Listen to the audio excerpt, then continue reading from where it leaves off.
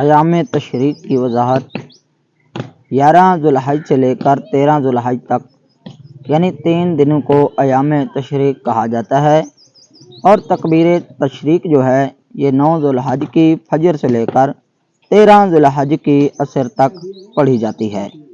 یعنی نام کے لحاظ سے ایام تشریق 3 ہیں اور تکبیر تشریق پڑھنے کے لحاظ سے 5 ہیں۔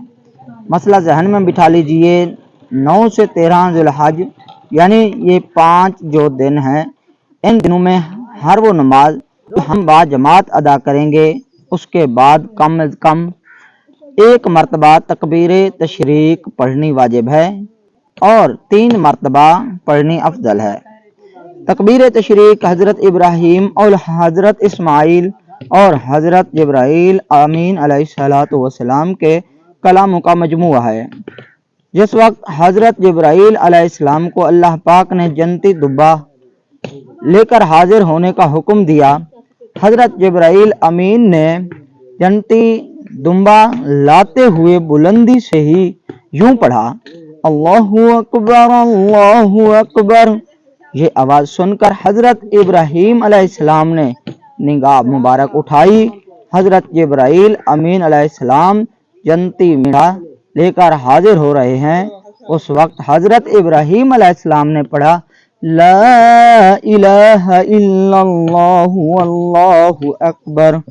پھر اللہ پاک کے حکم سے حضرت اسماعیل علیہ السلام کے ہاتھ پاؤں کھولے گئے اور انہیں قربانی قبول ہو جانے کی خوشخبری دی گئی، تو حضرت اسماعیل علیہ السلام نے کہا، اللہ اکبر وللہ الحمد۔